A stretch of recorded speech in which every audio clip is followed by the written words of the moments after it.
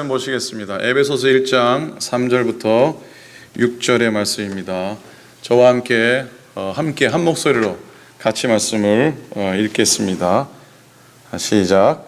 찬송하리로다. 하나님과 우리 주 예수 그리스도의 아버지께서 그리스도 안에서 하늘에 속한 모든 신령한 복으로 우리에게 복 주시되 그 창세전에 그리스도 안에서 우리를 택하사 우리로 사랑 안에서 그 앞에 거룩하고 흠이 없게 하시려고 그 기쁘신 뜻대로 우리를 예정하사 예수 그리스도로 말미암아 자기의 아들들이 되게 하셨으니 이는 그의 사랑하시는 자 안에서 우리에게 거저 주시는 바 그의 은혜의 영광을 찬미하게 하려는 것이라.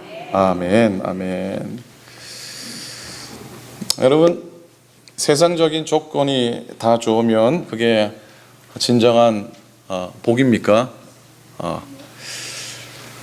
세상에서 모든 것들을 다 이렇게 충족시켜서 다 채워주면은 그게 복인가요? 아닐 수도 있을 겁니다. 돈이 많았기 때문에 화를 당한 사람도 혹주에서 보죠. 그리고 권력의 자리에 높이 올라갔다가 인생 망가지는 모습도 우리가 많이 봅니다. 잠깐 인생을 살아가는데 우리가 받아야 되고 누려야 될 진정한 복은 무엇일까? 한번 우리가 찾게 됩니다.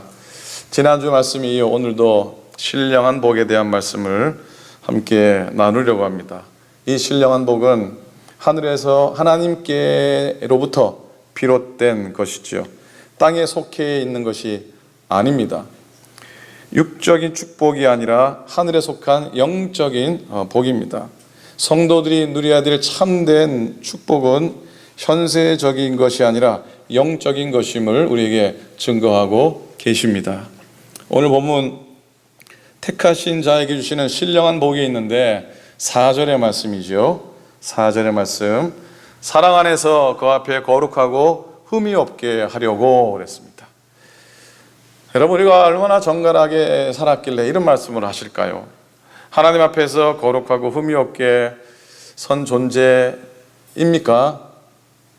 우리는 거룩하지도 않고 흠이 많다는 걸 누구보다 우리 스스로는 너무 잘 압니다. 이런 내가 어찌 하나님 앞에서 거룩하고 흠이 없는 존재가 될 수 있단 말인가? 한번 먼저 질문을 해 보게 됩니다. 그런데요, 보니까 우리로 사랑 안에서 우리를 택하사 우리로 사랑 안에서 그 앞에 거룩하고 흠이 없게 하시려고, 그죠? 하시려고. 5절이 중요하죠. 5절이 중요합니다.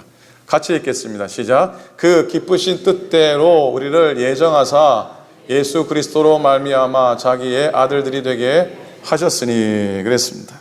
자, 하늘에 속한 최고의 복, 하늘에 속한 신령의 복 중에서도 최고의 복은 하나님의 아들이 되는 복인 것을 우리에게 가르쳐 주십니다. 그렇지 않습니까? 가장 신령한 복은 우리가 하나님의 아들이 되는 것이고 하나님의 딸이 되는 겁니다. 우리가 그리스도인이 되었다고 하는 건 바로 하나님의 자녀가 되는, 그래서 높은 존귀한 자리에 올라가는 거 아닙니까? 우리가 뭐 대단한 능력이 있거나 대단한 배움을 가졌거나 대단한 재물이 있거나 대단한 자리에 있어서 존귀한 자리에 올라가는 게 아니고요. 하나님의 자녀가 되었기 때문에 하나님을 우리로 하여금 귀한 자리에 올라가게 해 주시는 줄로 믿습니다. 하나님께서 이런 일을 창세전에 이미 작정하셨다고 그랬어요. 언제 작정하셨다고요? 창세전에 작정하셨어요. 그리고 하나님께서 바로 그 사람으로 여러분을, 바로 저를 택하신 줄로 믿습니다. 그러기에 우리는 하나님의 아들답게 살아가야 됩니다. 하나님의 아들답게 살아가셔야 돼요. 하나님의 딸처럼 살아가셔야 돼요. 요한복음 1장 12절 말씀에 영접하는 자, 곧 그 이름을 믿는 자들에게는 하나님의 자녀가 되는 권세를 주셨으니 그랬습니다. 한번 따라 하시겠습니까? 영접하는 자, 곧 그 이름을 믿는 자들에게는 하나님의 자녀가 되는 권세를 주셨으니. 이게 엄청난 부자가 되는 복과 비교할 수 있는 겁니까? 이게 프로모션 하는 일과 비교될 수가 있는 겁니까? 이게 좋은 학교에 들어가는 것과 비교될 수 있는 겁니까? 우리가 흔히 You are blessed, 당신이 복 받았습니다. 그리고 blessing이라고 하는 축복에 대한 영어 표현을 쓰는데, 이 어원이 bleed라는 말, blood라는 말이라 하잖아요. 여러분 잘 알듯이 피를 흘린다. 그리고 피라고 하는 의미가 축복의 단어 속에 담겨져 있습니다. 피를 흘린다, 희생한다는 뜻이에요. 그럼 이게 무슨 의미입니까? 무엇이 축복입니까? 역설적이게도 아이러니하게도 남들을 위해서 희생하는 것, 피를 흘리는 것이 축복이다. 이게 앞뒤가 말이 안 되는 거예요. 피를 흘린다, 축복이다. 이건 서로 연결되지 않는 거예요. 세상에서는 쓰지도 않고 쓸 수도 없는 표현 아닙니까? 피를 흘리는 것이 축복이다. 그게 뭔 축복이에요? 그런데 말씀은 성경대로 말씀대로 살아가는 우리에게는 그것이 축복이 되어야 한다고 교훈합니다. 여러분, 왜 하나님께서 성도들에게 더 많은 것을 주셨을까요? 나는 뭐 많이 가지지 못해서 잘 모르겠습니다 하실 분 계실지 모르겠지만은, 생각해보면 하나님이 내게 넉넉히 주신 것이 다 있는 줄로 믿습니다. 아멘입니까? 다 있는 줄로 믿어요. 나는 많이 못 가져봐서 잘 모르겠습니다. 그런데 하나님 우리에게 더 많은 것을 주신 이유는 더 많은 희생을 하라는 의미인 줄로 믿습니다. 로마서 15장 1절에 보면 사도 바울이 그럽니다. 세 번역이에요.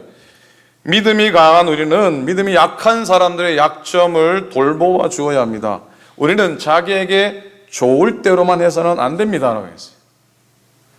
믿음이 강한 우리는 믿음이 약한 사람들의 그 약점을 돌보아 줘야 되고, 우리는 믿음이 있다고 해서 자기 좋을 대로 해서는 안 됩니다라고 가르쳐주고 있습니다. 여러분, 진정으로 세상을 변화시키는 사람, 목사님만 나도 변화시키겠는데 무슨 세상을 변화시키십니까? 그래, 그런 말 할지 모르겠지만, 그래도 믿음 안에서 하나님의 교회를 변화시켜 나가고, 내 마음 가운데 주의 은혜로 말미암아 나의 삶을 변화시켜 나가고, 이 땅 가운데 이 땅을 변화시켜 나가는 그런 강력한 사람, 그런 믿음의 사람 되었으면 참 좋겠습니다. 성령적인 복, 그런 사람은 바로 성령적인 축복의 사람, 희생할 줄 아는 것이 축복이다라는 마음을 마음속에 꼭 간직하며 서야 될 줄로 믿습니다. 오늘 21명의 학생들에게 장학금을 전달하게 됩니다. 목사님, 어떻게 말할 때마다 숫자가 늘어납니다. 우리 미니 자매가 정리하는 과정에 누락이 되었더라고요. 집어넣은 겁니다. 엉뚱한 사람 집어넣은 거 아닙니다. 오늘 주보에 장학금 관련 글을 좀 적으면서, 제가 글을 잘 못 적어서 주보에 잘 글을 못 씁니다. 어느 목사님 글을 가져오기도 많이 하는데, 오늘은 글을 적으면서 주보에는 제목을 내지 않았는데 홈페이지에는 올리면서 제목을 하나 달았습니다. 뭐라고 제목을 달았냐면, 우리 교회가 일을 냈습니다. 그렇게 제목을 달았습니다. 우리 교회가 일을 냈습니다.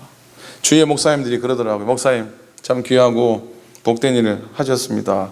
지역사회에서 교회가 해야 할 일을 하니까 너무 좋습니다. 그러시더라고요. 그래서 제가 받을 칭찬은 아닙니다. 그랬습니다. 이 일이 제적이 넉넉하다고 해서 되는 일이 아니잖아요. 하나님께서 주신 마음으로 감당한 일인 줄로 믿습니다. 아멘 해주시면 너무 고맙겠습니다. 하나님께서 주신 마음으로 감당한 일인 줄로 믿습니다. 오늘 명단이 있잖아요, 그죠? 명단 잘 보면은 학생들 중에 오늘도 왔지만 현섭이가 있습니다. 누가 있다고요? 현섭이가 있습니다. 제 이름하고 같은 이름을 가진 사람을 면전에서 보는 건 오늘 처음입니다. 제가 55년 평생에 똑같은 이름을 가진 사람이 이름은 봤지만은 똑같은 이름을 가진 얼굴을 처음 봤어요. 손 한번 들어보세요. 문현섭. 예. 무슨 저 친구 제가 이름이 같다고 장학금 준 거 절대로 아닙니다. 29명의 학생 중에 형제, 남매, 쌍둥이가 무려 4쌍이나 됩니다.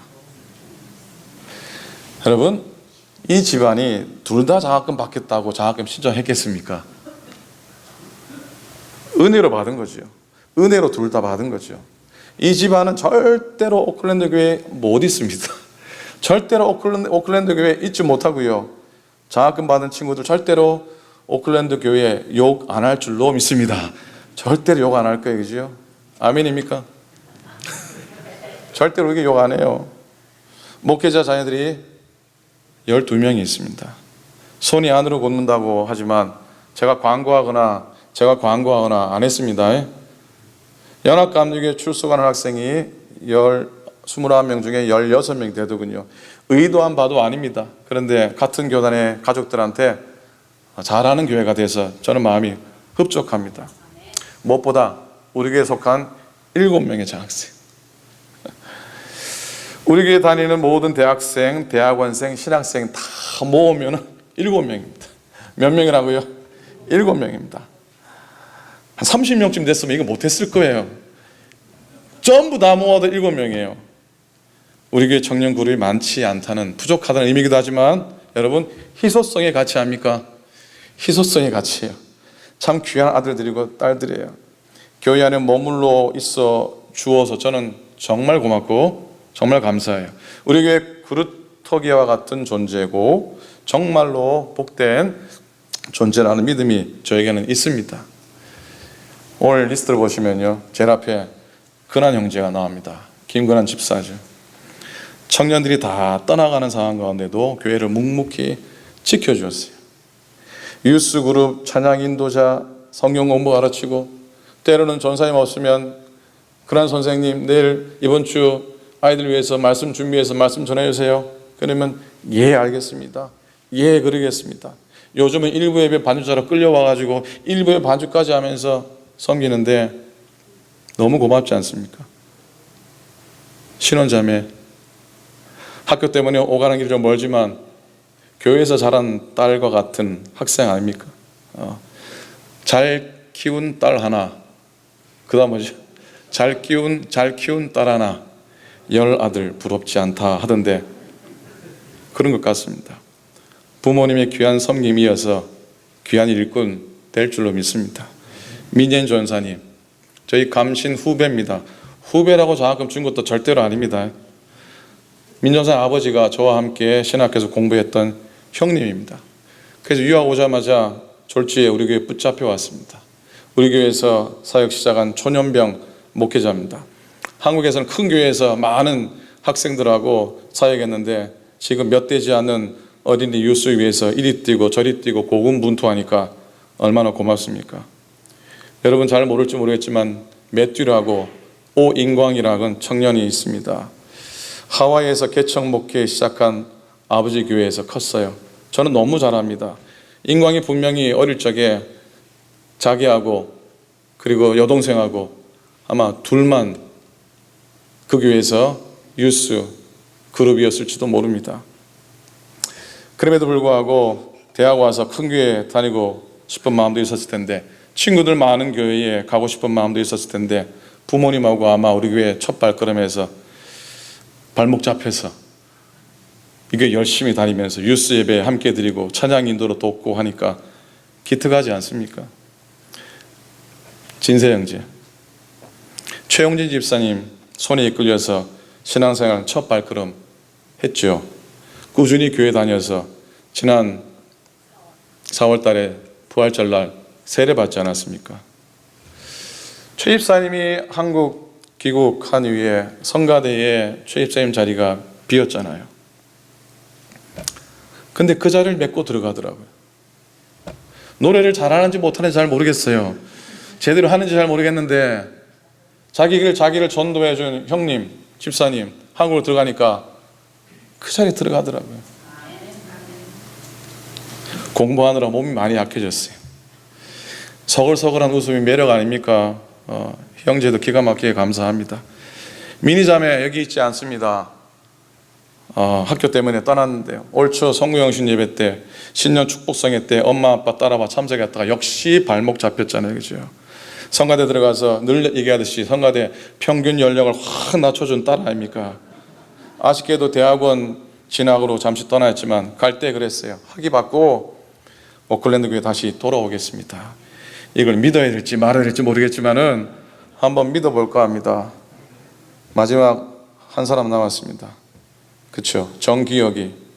이 친구로 말씀드리자면은 지 아버지가 이 교회 담임 목사라서 어디 도망가지도 못하고 방학 되면 어쩔 수 없이 자리 지키는 아이입니다. 지난주에 이어서 장학생 선발 과정을 제가 좀 오버해서 말씀을 드린 부분이 있다면 용서하시기 바랍니다. 밖에 나가서는 이렇게 공치사 안 할 겁니다. 밖에 나가서는 자랑하지 않겠습니다. 우리끼리니까 감사해서 그러는 거고요. 하나님께서 하신 일이 너무 신기하고 너무 감사하고 너무 행복해서 그런 겁니다. 오늘 또 친히 그 아버지도 오시고 같이 와 전사님도 오시고 와가지고 함께 해주셔서 소위 이런 말하자면 이 자리를 빛내어 주셔서 정말 고맙습니다. 오늘 오신 분들 박수 한번 했으면 좋겠어요.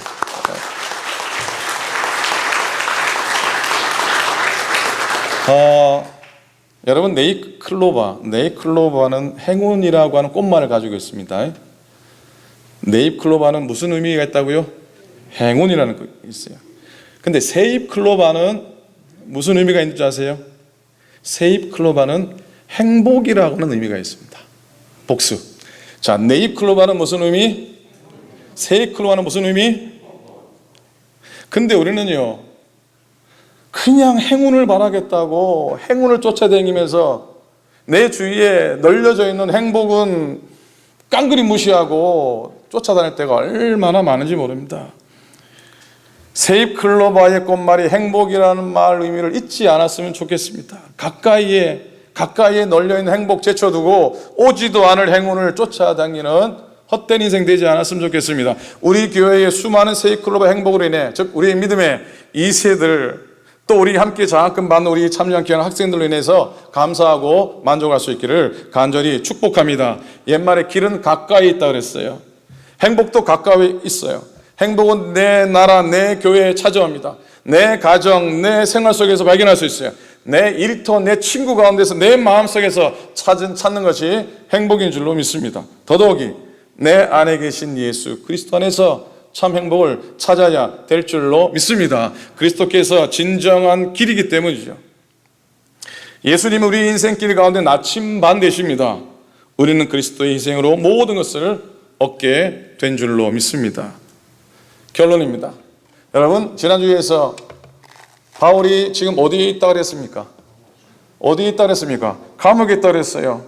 그는 처음부터 예수 잘 믿은 사람이 아니었어요. 바뀌었던 사람이었어요. 근데 그가 변해서 일생도록 주님 만나고 헌신하다가 지금 예수님 때문에 감옥에 갇혀 있어요.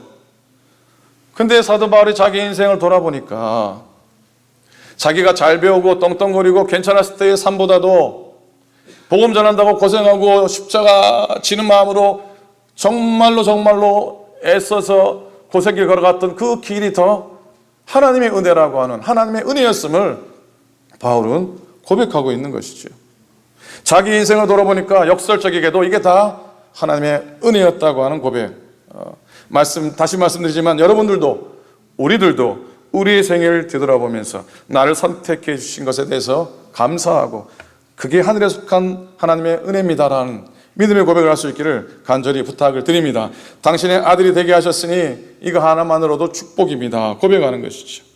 옆 사람은 한번 인사하시겠습니다. 당신은 축복의 사람입니다 하면 인사합니다. 당신은 축복의 사람입니다. 예. 이런 인사 시키면 꼭 저한테는 아무도 인사를 안 하더라고요. 목사님도 축복의 사람입니다. 시작.